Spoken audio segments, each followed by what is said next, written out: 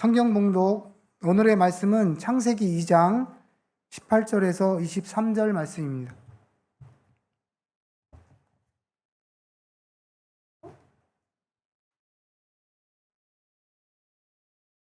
네, 봉독하겠습니다.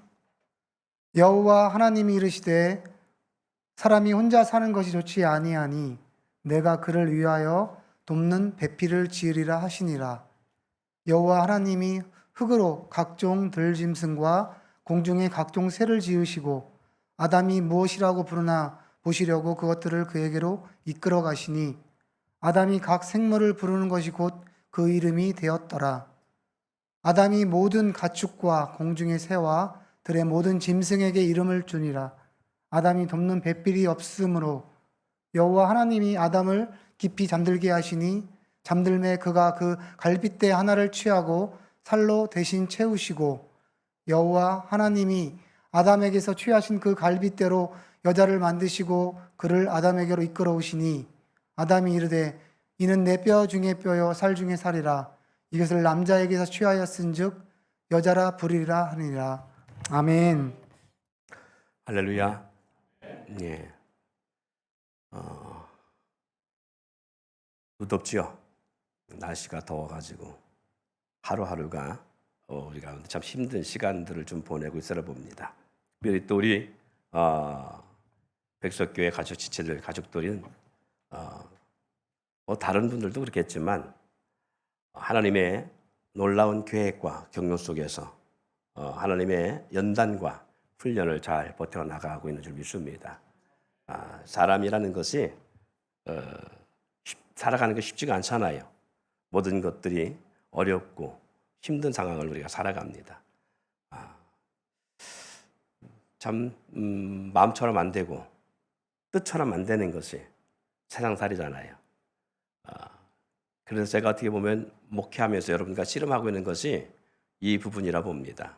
마음처럼 뜻처럼 힘으로 안 되는 이 환경과 삶의 여정을 어떻게 하면 우리가 이 세상의 그 모든 것들 복병처럼 또 암적 존재처럼 다가오는 그 수많은 막힘의 장애들을 이겨내고 잘 살아갈 수 있을까? 또 승리하는 삶을 살 수 있을까?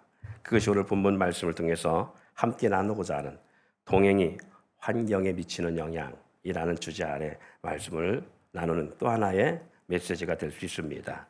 목회를 하면 할수록 목회가 참 쉽지 않다라는 걸 느낍니다.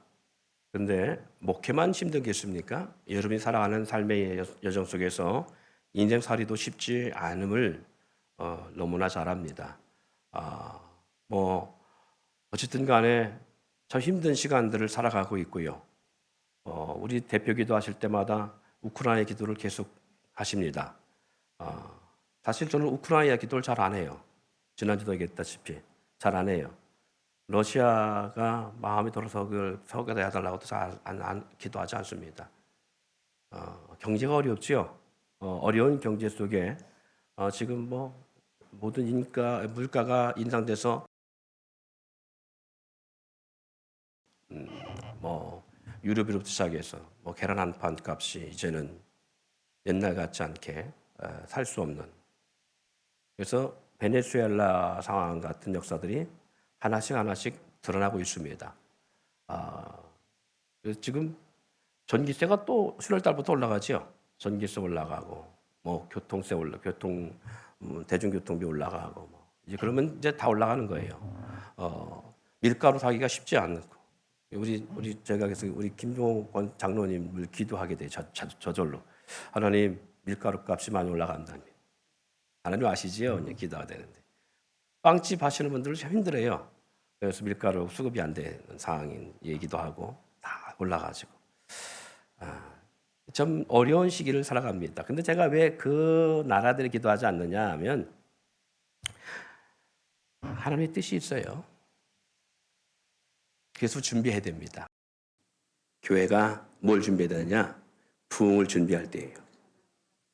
여러분도 준비해야 됩니다. 뭘 준비하느냐? 사업을 준비하세요. 하나님이 여러분에게 사업의 비전을 주시는 것들을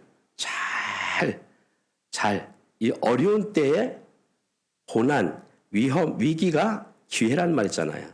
위기가 기회입니다. 잘해야 돼요. 근데 내 생각은 한계가 있습니다. 여러분 부모로부터 받은 유전인자가 뭐 어디 가요? 뭐 틀리겠습니까? 만약에 부모보다 똑똑하면 그 아이는 검사해봐야 돼요. 유전자 검사해봐야 돼. 그렇지 않아요? 부모보다 똑똑할 수 없어요. 부모의 머리를 닮았는데 어디 가겠어요? 부모의 재능을 넘어서지 않습니다. 그래서 부모 닮는 건 당연한 거예요. 그럼 뭐 우리 내가 너무 나오는데 내 자녀가 잘 될 수 있고 내 자녀가 나보다 성공할 수 있다? 아니요. 그것은 비양심입니다.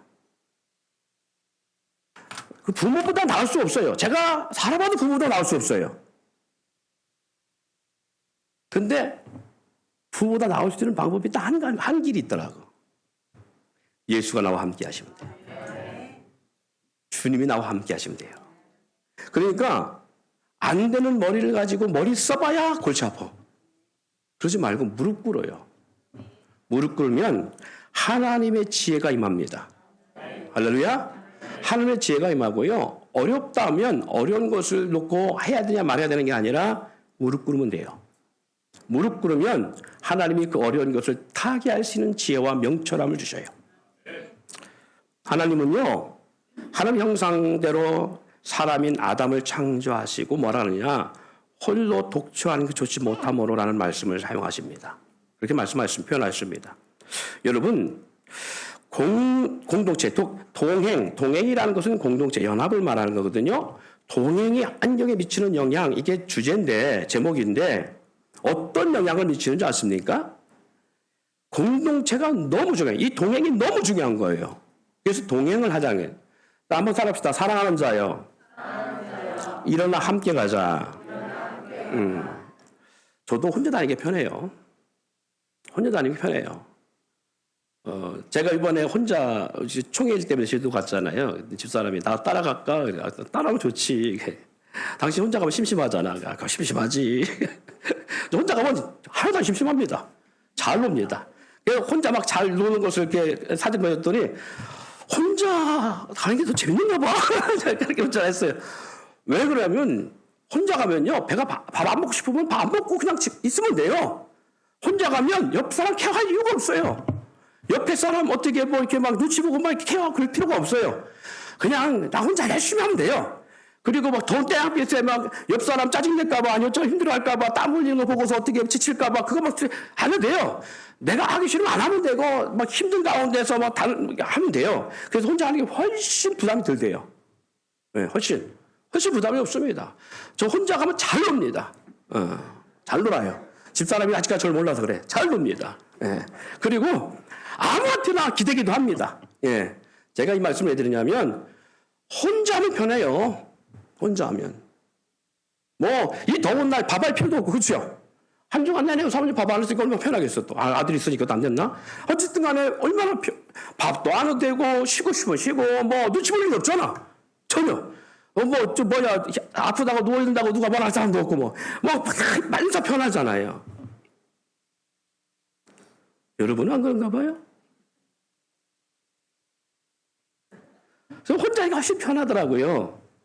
그럼에도 불구하고 왜 그러면 같이 해야 되냐? 왜 동행해야 되느냐는 거잖아요. 왜 동행해야 되느냐? 동행해야 되는 이유가 바로 여기 있어요. 자, 하나님은요, 연합을 원하셔요. 그러면 하나님은 연합을 원하신다면 사단은 뭘 원할까? 사단은 연합이 깨지기를 원해요. 동행하지 아니하고 혼자 독불장군하기를 원해요. 사단은. 제가 그래서 여러분에게 질문하는 질문이 있었잖아요. 예수 믿으면 구원받는데 무지 왜 공동체라는 이 동행의 교회 생활이 필요하냐? 그 답을 여러분들은 확고부동하게 알고 있어야 돼요. 그래야 이 공동체 믿음 생활을 우리가 제대로 할 수 있습니다. 보세요. 하나님은 하나님 형상과 모양을 따라 하나님은 사람을 창조했어요. 그 이름이 아담. 누구라고요? 아담을 창조하셨어요. 그리고 아담을 창조하고 나서 하나님 뭐라고 표현하시느냐? 그가 홀로 독처한 것이 좋지 못함으로. 독처하는 것이 좋지 못함으로 라고 말합니다. 자, 18절 말씀. 자, 18절, 19절 말씀 같이 읽습니다. 시작.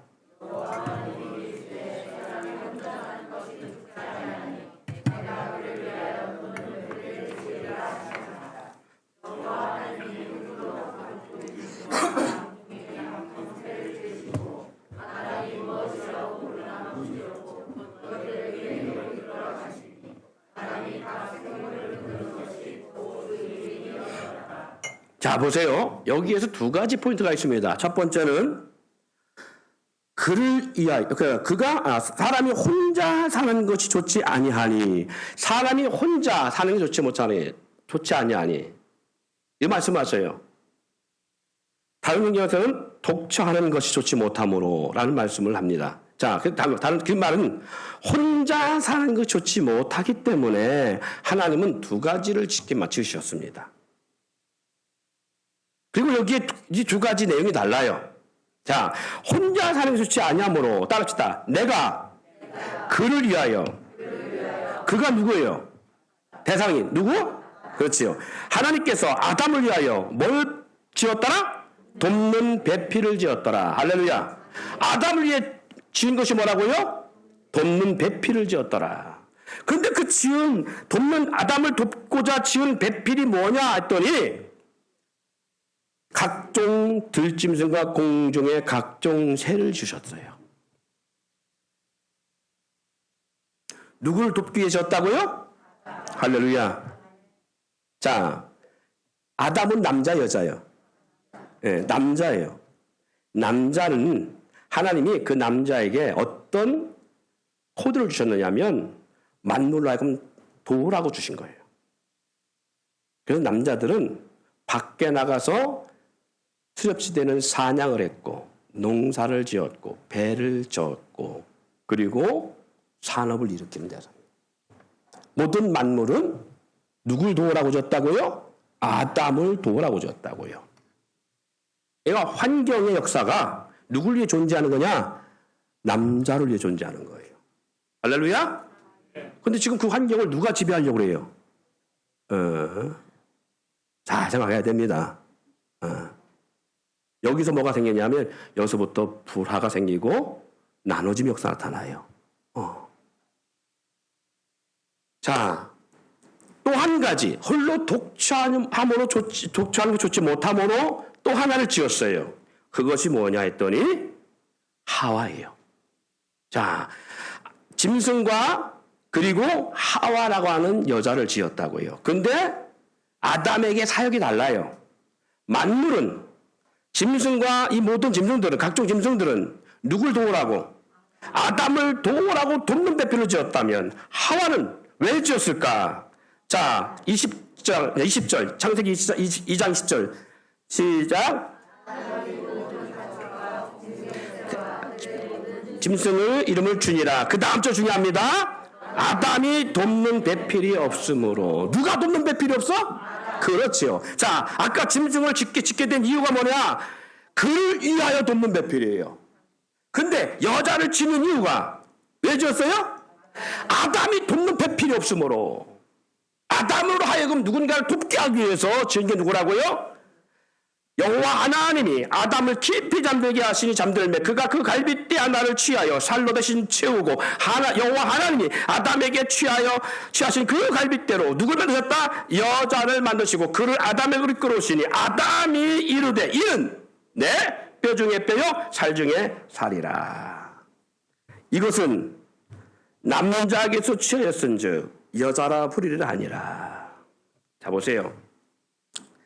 아담이 그를 돕는 배필로 인하여 교만에 빠지지 않게 하려고 그로 하여금 돕는 자를 만드시는데 바로 어디에서 그 주된 재료를 삼았느냐? 아담 자신의 몸, 아담의 지체, 아담의 몸의 일부 갈빗대를 취하여서 아담으로 하여금 자신의 몸처럼 하와를 위해 보살피게 하기 위해 섬기게 하기 위해서 하와를 만들어내셔요. 하와를 지으셨어요. 그래서 아담은 그 아내를 볼 때, 여자를 볼 때 뭘로 보느냐? 저는 내 살이고 내 뼈다. 결국은 하나를 둘러 나누는데 하와를 아담에게 붙여주니까 둘이 아니라 뭐다? 하나라는 거예요. 하나. 한 몸이 돼요. 하나님이 아담의 몸의 일부인 지체를 통해서 만든 하와를 아담에게 이끌어왔을 때 아담의 고백이 바로 그거였잖아요. 이는 내 뼈 중에 뼈요 살 중에 살이라. 아담에게 있어서 하와는 단지 한 여성으로서의 모습이 아니라는 얘기예요. 한 나와 다른 여성의 모습이 아닌 한 몸과 같은, 즉 자신의 몸과 동일한 공동체 지체로 여기도록 그렇게 했다라는 거예요. 자, 보세요. 여러분 왜 먹습니까? 아프면 뭘 먹어요, 우리는? 그러든가 어디 가요? 누구를 위해 가는 거예요? 나를 위해 가는 거예요, 나를 위해서. 나를 위해 병원 가는 거예요. 배고프니까 왜 먹어요? 나를 위해 먹는 거예요. 할렐루야. 지치고 힘들 때 우리는 고기를 찾아서 사 먹기도 하고요. 고기를 우리 섭취합니다. 왜 그래요? 나를 위해서. 왜 옷을 사 입어요? 나를 위해서. 왜 돈을 벌어요? 나를 위해서. 나를 위해서. 그렇죠. 나를 위해서잖아요. 고나 목사님을 위해서 하냐? 지민이는 어제 알바트 했다며. 열심히 하루 종일 돈 벌어갖고 목사님 주려고 그랬지? 대답을 못하는구나. 왜 그래요? 누구를 위해서? 자기 자신을 위해서예요. 나를 위해서. 자, 그러면 나를 보살피고 나를 위해서 나를 사랑하기 때문에 나를 위해서 하는 거잖아요. 전부 다. 그렇죠? 그렇잖아요.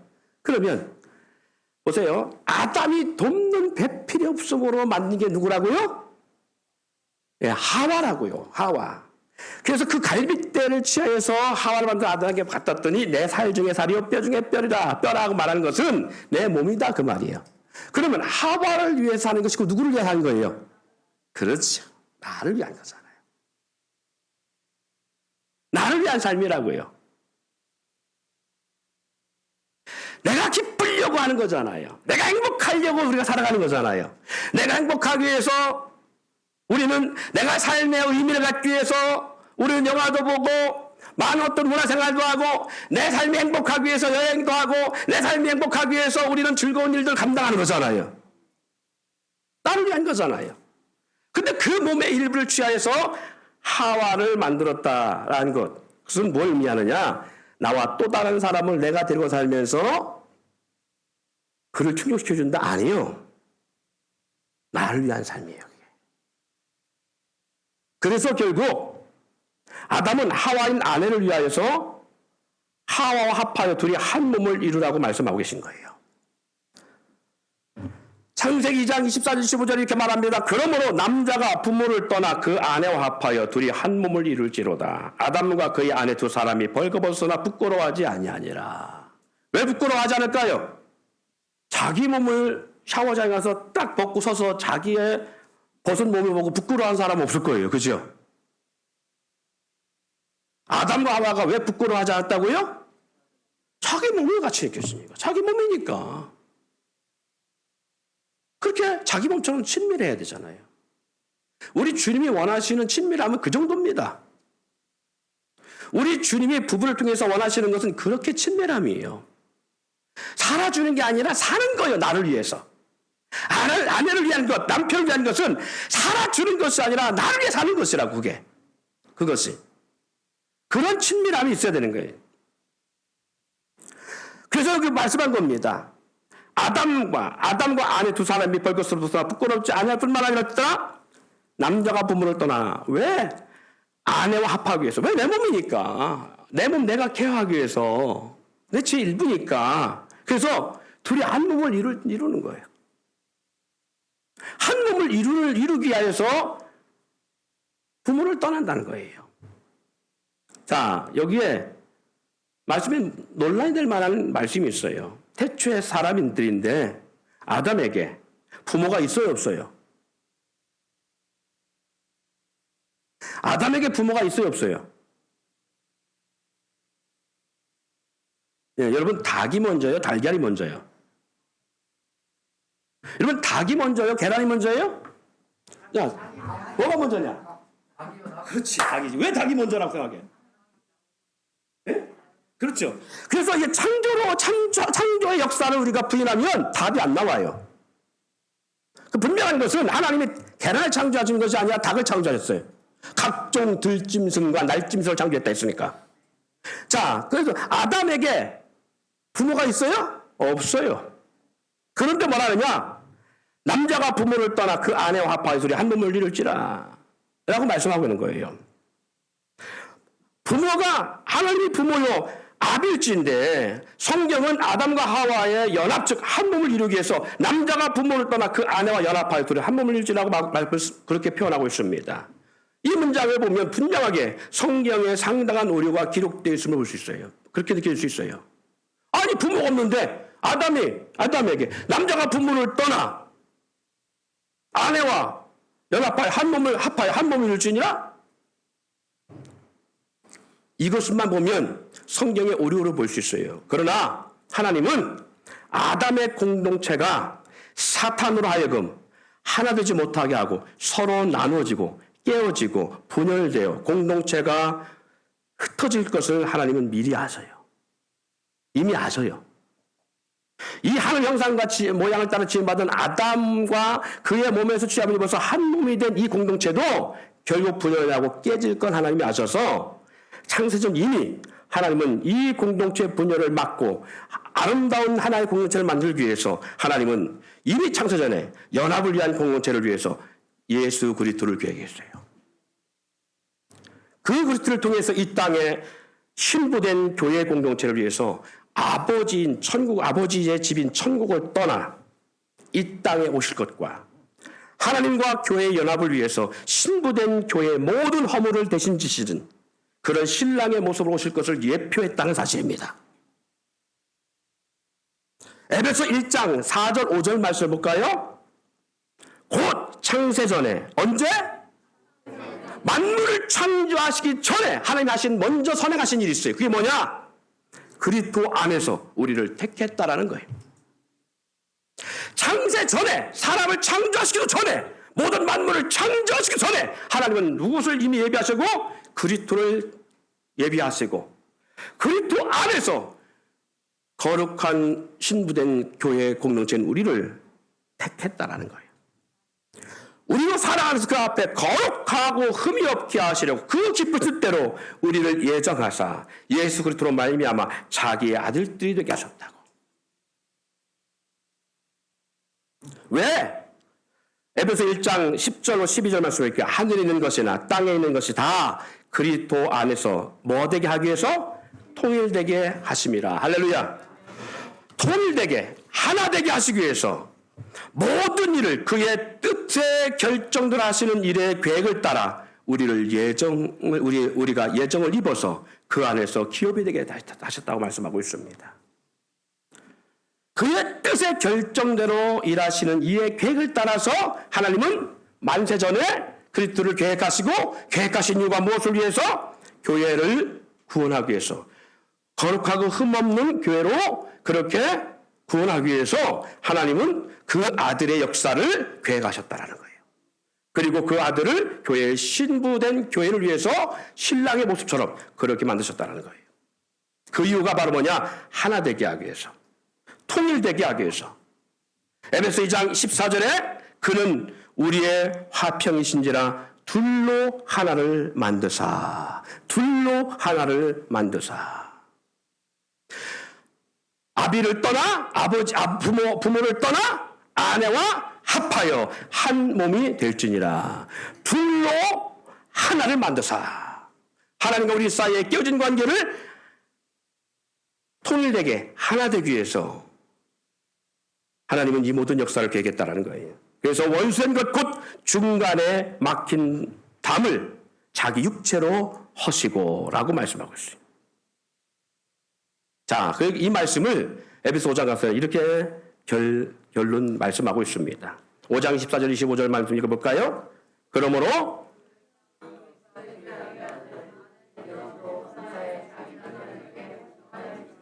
남편들아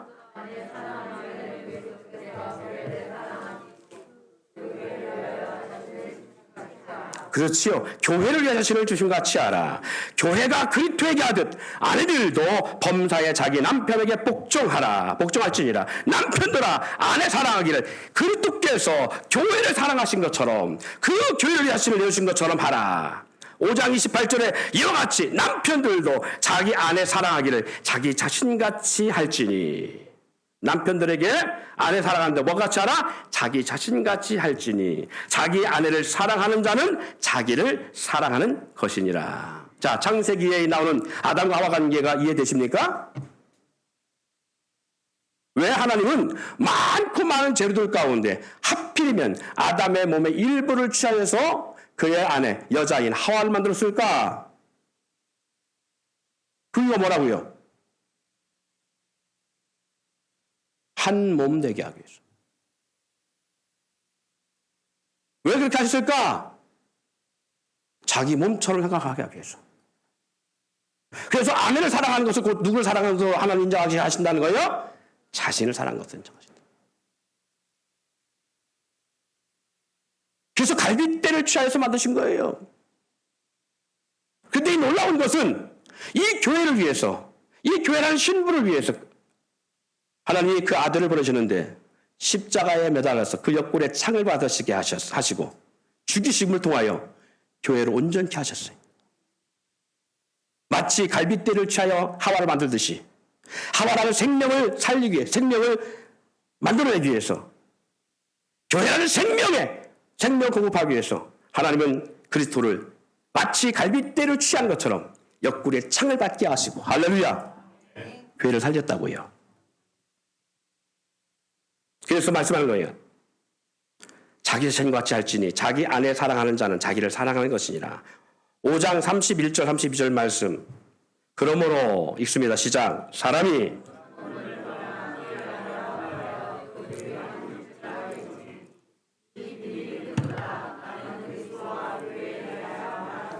결론이 뭐예요? 사람이 부모를 떠나 그 아내와 합하여 둘이 한 몸을 한 육체를 이룰지니라라고 말씀하는 이 역사가 결국은 창세기에 나오는, 창세기 2장에 나왔던 이 말씀에 아담에게 한 말씀 같은데 결국은 뭐에 대한 말씀이, 누구에 대한 예언의 말씀이라고요? 예수 그리스도에 대한 예언의 말씀이라고요. 그래서 우리는 성경이 오류라고 생각할 수 있어요. 아담 한 사람, 그 부모가 있어서 나온 것이 아니라 하나님이 창조한 창조자인데, 하나님의 창조함을 입은 피조물인데 어떻게 아담에게 부모가 있을 수 있느냐? 그런데 성경은 아담에게 하신 것처럼, 말씀하신 것처럼 부모를 떠나 아내와 합하여 한 몸을 이룰지니라 라고 말씀하고 있을 때 우리는 성경에 뭔가 오류가 있다. 그래서 이 오류를 우리 스스로를 커버하기 위해서 뭐라고 얘기하느냐? 아담 이전에 뭔가 있었는 게비요. 그렇게 생각합니다. 아담 이전에 뭔가 이 땅에 사람이 살고 있었는 게비요. 그리고 하나님은 아담을 통해서 뭔가 하시려 했으니까 그냥 하나님은 아담만 창조한 것이 아니라 많은 사람을 창조했는가비요. 아니요. 그런 게 아니에요. 이 구속사 역사를 하나님께서는 창세 때부터 이미 계획하셨고 역사를 만들어내신 거예요. 사단은 이렇게 공동체를 위한 하나님의 뜻과 역사를 반대하여서 거룩한 공동체가 깨어지고 분열되고 흩어짐으로 말미암아 사단이 원하는 역사를 만들어가고자 하는 것이 사단의 계획이에요. 그래서 사단은 공중권세 잡은 자로 세상을 미혹하고 권세와 정사를 통하여서 그 권세로 세상의 교회를 무너뜨리기를 원한 것이 사단의 전략이라는 것이죠. 그것이 첫 번째 하나가 뭔지 아세요? 세상의 권세를 뭘로 잡아요? 물질로 잡습니다. 물질을 가지고 이 세상을 자기의 뜻대로 주물리려고 하는 게 사단의 역사고, 이 물질 가지고, 이 물질이 목적이 되어서 뭘 깨트리는 거예요? 생명을 죽이고, 그리고 관계를 깨트리고 연합 역사를 깨트리라는 거예요. 그런데 이 놀라운 것은 사람이 하나님의 형상을 따라 지음받고 하나님의 은혜 가운데 구원함을 입은 우리마저도 창세기 모습처럼 우리도 어떻게 살았냐? 사람이 먼저가 아니라 돈이 먼저가 되어져가요. 그래서 디모데서 그랬나요? 돈은 일만하게 뿌리가 되나니. 여러분, 돈을 미워하라는 얘기가 아닙니다. 사단이 전적적으로 갖고 이용하는 게 뭐냐면 이 세상에서의 출세고 성공이에요. 그것을 위해서 물질을 사랑하게 만드는 거예요. 물질을 사랑해야 세상의 권력과 권세를 지고자 하는 마음이 생기니까. 그래서 에베소 6장 12절 말씀에 우리의 싸움, 씨름의 대상이 누구냐? 혈과 육을 상대하는 것이 아니라 통치자들과 권세들과 이 어둠의 상 주관자들과 하늘에 있는 악의 영들과의 싸움이라고 말씀하고 있습니다. 결국 사단이 요구하는 것은 뭐냐면 우리로 하여금 이 깨어지는 관계예요. 부부 사이도 물질 때문에 깨어지게 하고, 형제 사이도 물질 관계로 깨어지게 만들고, 직장에서 서로 동료들끼리 물질 관계 때문에 깨어지게 만들고, 교회 안에서도 목회자와 성도 가운데 물질 관계로 깨어지게 만들고, 이런 것들, 이 세상의 모든 것들을 다 깨어지게 만드는 거예요. 연합을 깨트리는 거예요. 로마서 1장 28, 31절의 말씀에 너무 현명히 잘 나와 있습니다. 성경에 이렇게. 그들이 마음에 하나님 두기를 싫어하며 하나님께서 그들을 상실한 마음대로 내어버렸더니 합당하지 못한 일을 그들이 하더라는 거예요. 그랬더니 그것이 뭐냐? 모든 불의, 추악, 탐욕, 악이 가득한 자요. 시기, 살인, 분쟁, 사기, 악독이 가득하고 수근수근하고 비방하고 이런 것들이라는 거예요. 이런 것들이 전부 다 뭘 만드는 거예요? 관계의 회복이 아니라 관계를 다 깨트리는 거예요. 다. 시기, 악독이는데 어떻게 같은 방, 같은 뜻을 품어요? 탐욕이는데 어떻게 사랑할 수 있습니까? 악이 가득하고 분쟁하는데 어떻게 연합할 수가 있어요? 없어요. 수근수근하고 비방하는데 어떻게 하나가 될 수 있어요? 못 됩니다. 능욕하고 교만하고 자랑하고 악을 도모하고 부모를 거역하고 우매하고 배약하고 무정하고 무자비한데 어떻게 하나가 될 수 있어요? 근데 사단은 우리 육체를 통해 그 역사를 만들어낸다는 거예요. 왜? 목적이 있기 때문에. 연합을 못하게 하는, 흐트리고자 하는 역사이기 때문에. 마치 사단이 하와를 미혹하여서 하나님을 의심하게 하여 선악을 알게 하는 열매를 취하게 하고 남편에게도 주어 먹게 하여서 서로 뭐하게 해요? 원망하고 불평하고 대적하고 용서하지 아니하고 고발 고소하고 정죄하게 하든지. 결국 부부 사이만 깨진 것이 아닙니다. 한 몸 되어서 내 사료, 내 뼈라가는 이 공동체 의식들이 다 깨어지면서 어떻게 되냐? 부부 사이가 서로 그렇게 나눠졌고 결국 그걸로 끝나지 아니하고 형제 사이도 깨뜨려 미움과 원망으로 말미암아 동생을 죽게 하여 하나님과 사람 그리고 만물과 원수가 되게 하고 그렇게 서로 원수의 대상으로 나눠지게 하는 역사를 만들어내요. 이러한 일련의 역사는 그들에게 주어진 환경으로 말미암아 어떤 환경으로 바뀌느냐? 생육하고 번성하고 땅에 충만하고 땅을 정복하고 그래서 그 안에서 풍성함을 누리고 모든 들짐승과 각종 새들은 아담을 도우라고 아담을 돕는 배필이 없으므로 아담을 돕도록 만들어진 것인데 이 돕도록 만들어진 이 모든 생물들과 어떻게 되냐? 다 원수가 되어져요. 약육강식으로 다 바뀌어버리는 거예요. 그래서. 돕는 관계가 아니라 서로 대적 관계가 된 거예요. 그래서 가인의 후예를 보면 그들이 뭘 쌓더라? 성을 쌓더라. 왜? 자기를 보호하기 위해서. 그들이 날카로운 각양 지게를 만들었더라. 왜? 자기들을 보호하기 위해서. 대적이 생기니까. 대적되게 안 했으니까. 이 풍성한 삶의 환경에서 땅과 만물 가운데 대적 관계가 되어지고요. 풍성한 모든 역사가 그 효력이 다 사라져버려서 아무리 수고하여도 처음에는 땀을 흘려서 얻을 수 있는 그 효력이 나중에는 그것도 없어져 어떻게 하냐? 아무리 땀을 흘리고 수고하고 노력해도 얻지 못하고 땅에서 유리하는 배회하는 인생이 되었어요. 여러분 하나님을 떠나면 세상은 강팍해집니다.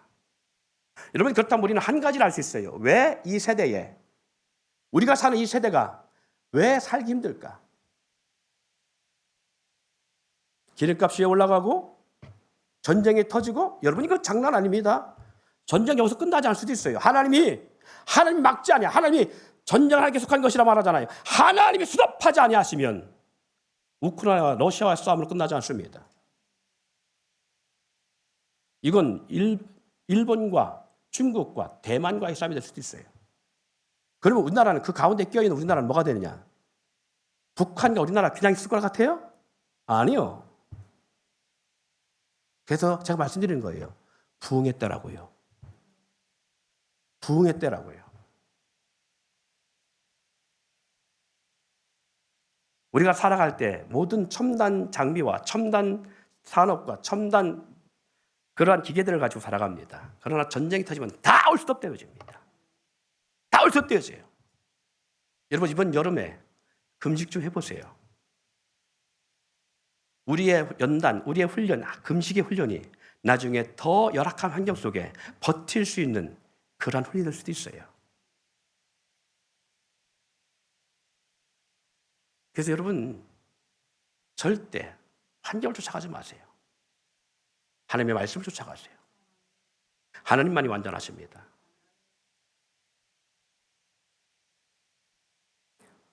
로마서 1장에서 시기, 살인, 분쟁, 사기, 악독, 비방, 능욕, 교만, 거역, 무정 등은요 서로를 고발하고 정죄하고 대적하고 연합을 막는 역사를 이룹니다. 그러면 이것은 누구의 지배 아래, 누구의 조작과 누구의 주권 아래 이 모든 것들이 진행되겠어요? 이걸 꿈꾸는 게 누구라고요? 나눠지고 깨어지고 분열되는 꿈꾸는 게 누구라고요? 사단. 그러면 누가 지배하는 세상이에요? 어둠의 권세가 지배한 세상입니다. 우리의 싸움이 혈과 육에 대한 씨름과 싸움이 아니라고 했잖아요. 어둠의 권세가 지배하는 세상. 분열과 나눔이 있으면 어둠의 권세가 지배하는 세상. 어둠이 지배하는 나라. 좁게는 어둠이 지배하는 한 지역. 더 좁게는 하나님이 역사가 아닌 어둠이 지배하고 그가 주장해 나가는 기업, 사업장, 직장. 더 좁게는 어둠이 지배하는 가정, 어둠이 지배하는 부부 사이가 되어지고 형제 사이가 되어져요. 그러면 풍요가 있을 수 있어요, 없어요? 없습니다. 그러니까 어떻게 돼요? 사기치고 싸우고 혈기를 내고 뺏지 않으면 취할 수 없는 거예요. 그냥 환경의 풍요가 지배된 것이지 풍요롭게 주어진 것이 아니라 취하지 않으면 취할 수가 없어요. 빼앗지 않으면 취할 수가 없어요. 싸우지 않으면, 이기지 않으면 취할 수가 없어요. 그래서 세상은 그리스도의 복음이 전가되기 전까지 이스라엘에 국한됐을 때에 세상은 그렇게 험난하고 혼란 가운데 수천 년을 달려왔어요. 한국도 복음 역사가 치밀하게 전국적으로 확산되기 전까지 이런 역사가 지배적이었어요. 왜 북한이 살기에 극난하냐? 바로 그래서 그래요. 여러분, 눈으로 보여지는 이 놀라운 하나님의 복음의 역사를 눈으로 보고 있음에도 불구하고 우리 스스로 깨닫지 못해요. 여러분, 분명한 것은 연합이라는 것, 동행이라는 것은 우리 환경에 절대적 영향을 줍니다. 여러분, 쇠 빠지게 노력하고 투잡, 쓰리잡까지 가면서 그렇게 열심히 벌어도 채워지지 않는 삶이 있고 주님의 영광 때문에 살아가고 예배할 것 다 하고 살아가도 채워지는 역사를 경험할 수 있어요.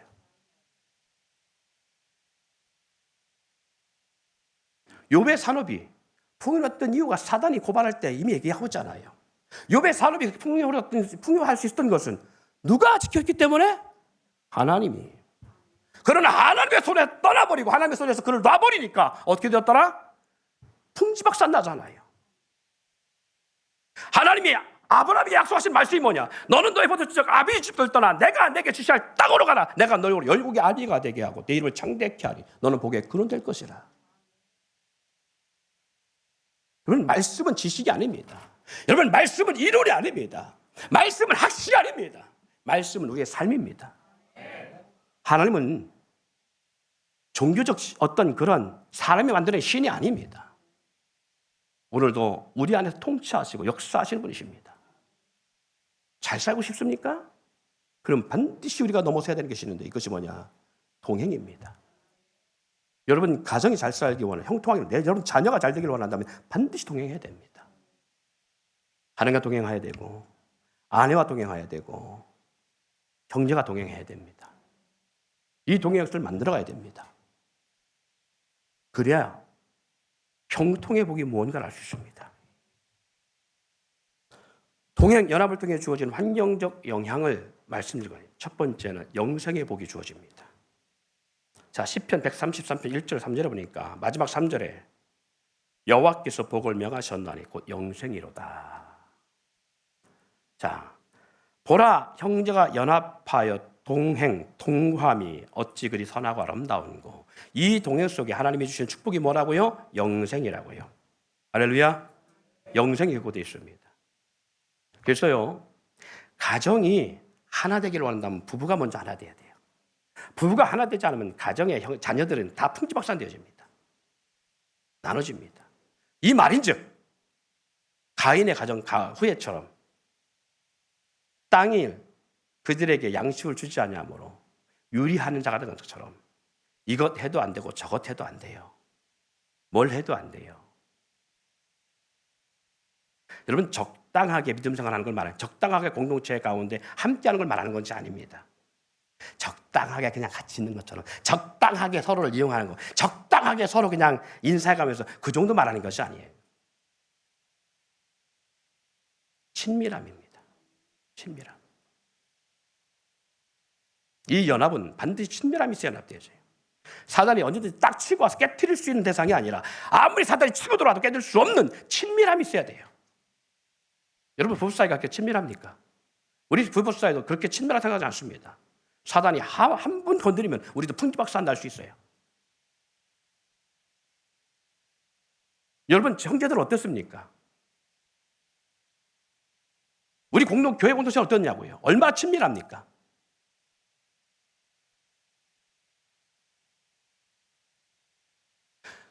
그래도 조금은 저는 위로가 됩니다. 다른 교회보단 낫겠지. 다른 교회보단 낫겠지. 다른 교회 공동체보다 가족들보다 낫겠지. 생각을 합니다. 그래서 스스로 위로받으려고 합니다. 다른 교회보다 낫겠지. 낫기를 축원합니다. 두 번째는 환경에 기름진 형통의 복이 주어집니다. 동행 연합을 통해 주어지는 환경적 영향의 두 번째가 바로 형통의 복이라는 거예요. 시편 133편 읽었습니다만 봤습니다만 보라 형제가 연합하여 동거하며 어찌 그리 선하고 아름다운고라고 말하면서 보배로운 기름이 수염 곧 아론의 수염에 흘러서 그 옷깃까지 내림 같고 헐몬의 이슬이 시온의 산에 내림 같도다. 여러분, 헐몬의 이슬이 시온의 산들에 내림 같도다. 이게 뭐는 말이냐? 비가 오지 않는데도 불구하고 그 땅에 풍요롭다는 얘기예요. 왜? 헐몬산은요 1년 365일 얼음 빙하산입니다. 그런데 거기에 더운 공기가 싹 올라감을 통해서 이 내륙에 이 땅에 더운 열기의 공기가 착 올라가면서 헐몬의 그 창고처럼 쌓아놓은 빙하에 그 더운 공기가 싹 올라가면서 빙하를 녹이면서 그 다 수증기로 올라가요. 그 수증기로 올라가면서 수분을 머금고 있는 구름 같은 현상이 되죠. 밤이 되면 저온이 떼어지니까 그것이 그대로 어디에 떨어지냐면 그 대지 위에 쭉 내리는 거예요. 촉촉하게. 그것이 계속 매일 주어져요. 그러니까 그 땅은 무엇 심든지 잘 되는 거예요. 그런데요, 그런 역사가 없으면 한 번 비가 오고 끝난다고 되는 게 아니에요. 1년에 몇 번 비 온다고 되는 게 아니에요. 마른 봉풍으로 싹 말라버립니다. 전부 다 말라버립니다. 메마른 땅이 되어집니다. 날마다 만나를 내려주시지 하나님이 그런 역사가 일어나야 되는 거예요. 여러분이 하는 일이 어쩌다가 하나님 돈 주세요 일확천금 주는 것이 아니라 날마다 부어주시는 데가 있어야 돼요. 근데 이 축복이 우리의 손으로 행한 일, 형통의 축복의 역사가 언제? 연합할 때 주신다고요. 연합할 때 하나님 그 축복을 주신다고요. 마태복음 18장 18절에도 말합니다. 진실로 너에게 이르노니 무엇이든지 너희가 땅에서 매면 하늘에서 매일 것이요 무엇이든 땅에서 풀면 하늘에서 풀리리라. 풀어야 됩니다. 매이면 하늘에서 매입니다. 풀어야 돼요. 근데 그게 쉽지 않죠, 그죠? 세 번째는 예수님이 함께 하시는 동행의 복이 주어집니다. 예수님이 함께 한다는 것은 창조주요 하늘과 땅의 모든 것을 가신 주님이 상 끝날까지 함께 한다는 뜻과 동일합니다. 그런데 이 함께하는 축복 역사가 마태복음 18장 20절에 말합니다. 두세 사람이 동행하는, 두세 사람이 연합하여 동행하는 그곳에, 그 예수의 이름으로 모인 그곳에 나도 그들 중에 있느니라. 주님이 언제 있다고요? 동행할 때 있다고요. 주님이 어느 곳에 있다고요? 동행하는 공동체에 있다고요. 두세 사람이 내 이름으로 모인 곳에. 주님이 함께 한다는 것은 모든 피조물이 그 발에 복종되기를 원하기에 그 이름의 능력과 권세를 가지고 누릴 수 있다는 걸 말해요. 로마서 8장 19절 20절 말씀에 피조물이 고대하는 것은 하나님의 아들들이 나타나는 것이라. 피조물이 허무한 데 굴복하는 것은 자기 뜻이 아니요 굴복해 하신 이로 말미암음이라 하는 것처럼 모든 피조물들은 그리스도 앞에 복종되어지기를 원하는 거예요. 그러면 그 그리스도의 하늘과 땅의 모든 것을 가진 주님이 그 두세 사람이 연합된 공동체, 그 동행하는 곳에 함께할 때에 모든 피조물들은 그 앞에 복종되어진다는 의미는 만물이 순행한다는 거예요. 마치 아담과 하와 때 생육하고 번성하고 땅에 충만하고 정복하고 다스릴 수 있는 권세, 아담을 위해 돕는 배필을 지어서 짐승과 각종 날짐승, 덜짐승들을 지으시고 아담을 돕도록 한 것처럼, 할렐루야, 모든 피조물들이 어떻게 되기를 원하냐? 하나님의 아들들이 있는 곳에 거하기를 원하고 그 안에서 협력하기를 원한다는 거예요. 네 번째, 기도의 응답과 예수 이름의 선포의 복을 누립니다. 요한복음 14장 13절 14절, 너희가 내 이름으로 무엇을 구하든지 내가 시행하리니. 여러분, 우리가 예수 이름을 구하면 다 되는 거 아니요, 안 돼요. 언제? 두세 사람이 내 이름으로 모인 그곳에 주님이 계실 때 역사가 일어나요.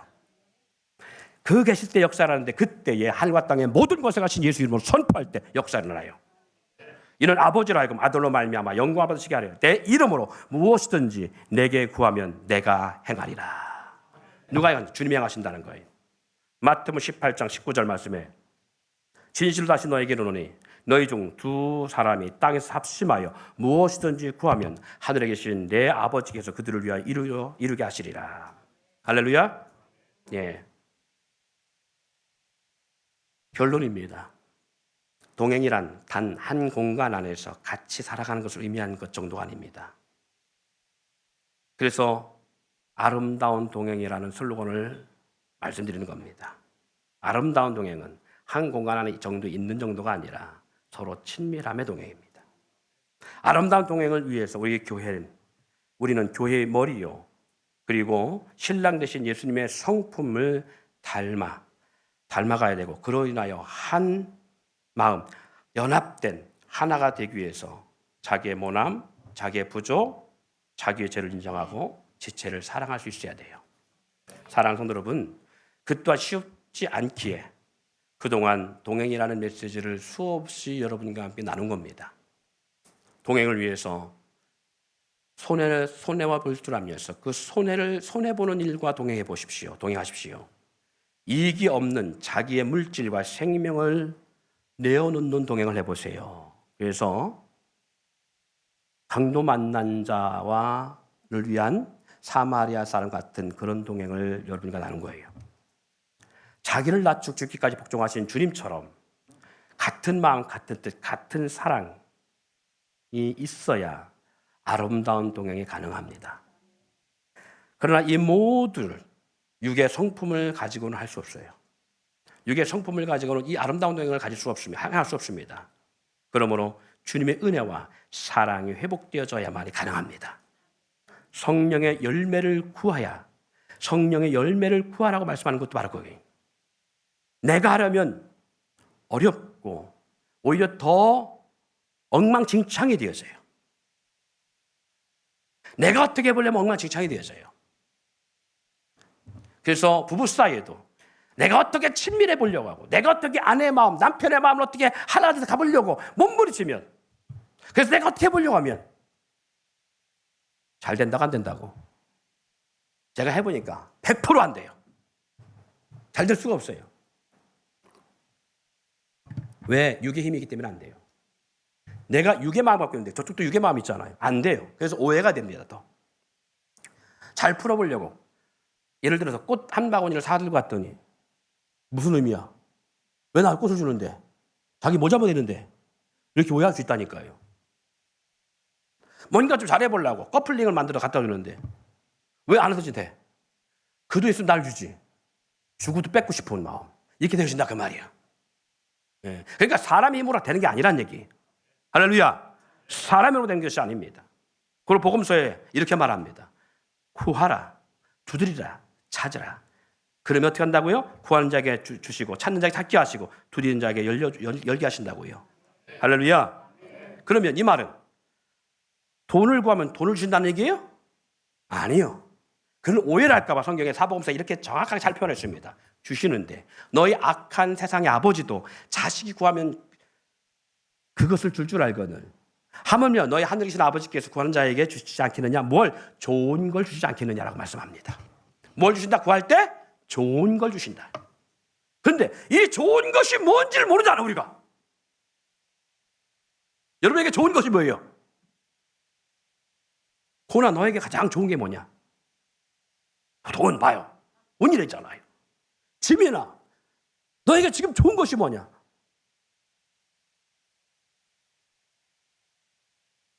빨리 집에 가는 거야. 여러분에게서 좋은 것이 뭐예요? 자, 그런데 놀라운 것은 이 좋은 것에 대한 해답을 딱 이렇게 누가복음 말합니다. 구하는 자에게 성령을 주시지 않겠느냐? 아니, 돈을 구하면 돈을 주시면 되고 왜 성령 주시면 되지? 왜 성령을 주신다고 하시냐? 출세를 구하는 자에게 출세를 주시면 되고 성공을 꿈꾸는 자에게 성공케 해주시면 되지. 병든 사람이 구할 때 병을 낫게 해주시면 되고 치료시면 되지. 왜 성령 주시다고 말씀하시냐? 왜 그러실까? 왜 하나님 성령 주실까? 왜 그렇게 좋은 것을 말씀하고 있을까? 이유는 간단합니다. 여러분이 돈이 필요해서 돈을 구했는데 로또 번호를 하나님 주셨어요.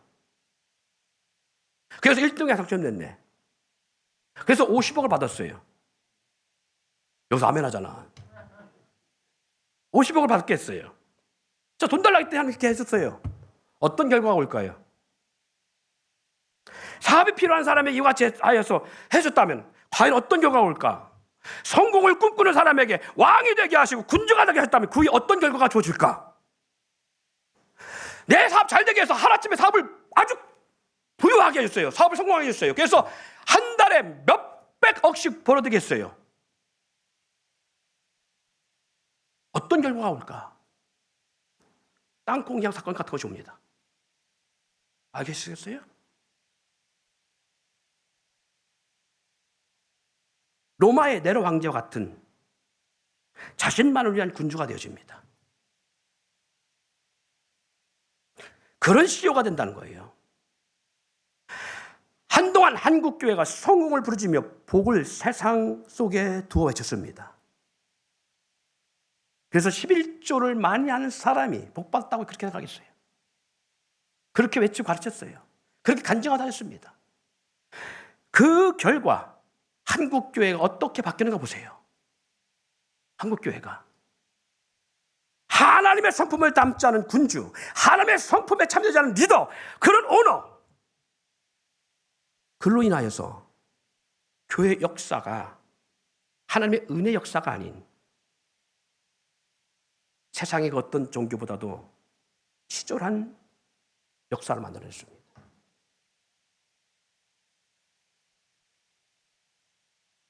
그럼에도 하나님은 이 땅에서 세상의 복을 누리기를 원하십니다. 그런데 어떻게 해서 복을 누리시길 원하시느냐? 성령 안에 참여된 하나님의 성품을 닮아가는 자의 복을 누리시길 원하시는 거예요. 그럴 때 하나님은 물권의 복을 주셔도 그 물질은 자신을 위해 쓰지 아니하고 누구를 위해 쓴다?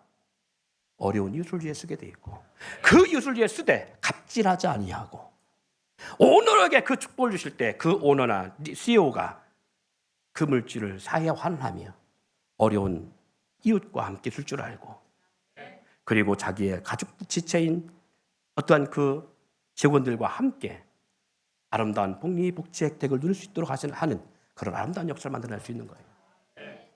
그럼에도 불구하고 그들 앞에 본이나 자기를 자랑하고 자기가 드러나고 자기 앞에 아부하는 자 그런 리더로 서기를 원하는 것이 아니라 그렇게 모든 것을 다 내어주고도 알아주고자 한 것이 아니라 이것이 하나님의 뜻이라고 생각하여 자기를 드러내지 않은 삶을 살 수 있는 거예요. 그래서 성경은 이렇게 말합니다. 오른손이 아니를 왼손이 모르게 하라. 그 의미는 남몰래 하라는 의미를 갖고 있지만 했다 할지라도 티내지 말고 베풀었다 할지라도 그걸 자랑하지 말며 그리고 섬겼다 할지라도 내가 이렇게 섬겼다라고 하는 것을 티내서 그 안에서 갑을 관계를 맺지 말라는 거예요. 할렐루야.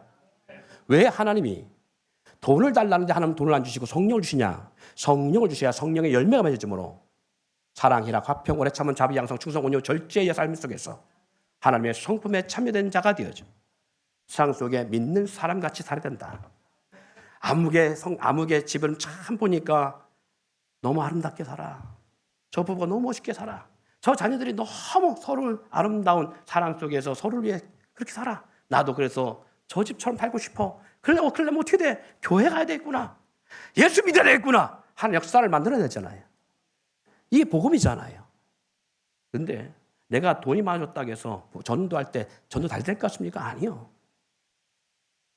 돈 너처럼 많고 교회 가서 그렇게 해서 됐다면 나는 그런 예수 안 믿고 너처럼 돈을 그렇게 쓰고 싶지 않다. 세상이 우리를 향해서 정죄하는 비난의 소리가 이런 소리입니다.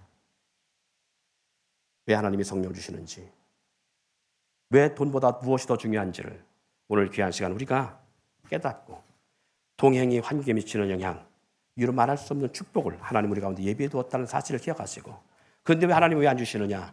안 주시는 게 아니라 하나님은 기다리고 계신 거예요. 뭐 할 때까지? 그 소품에 참여될 때까지 주를 위해 살아가는 아름다운 삶이 되어져.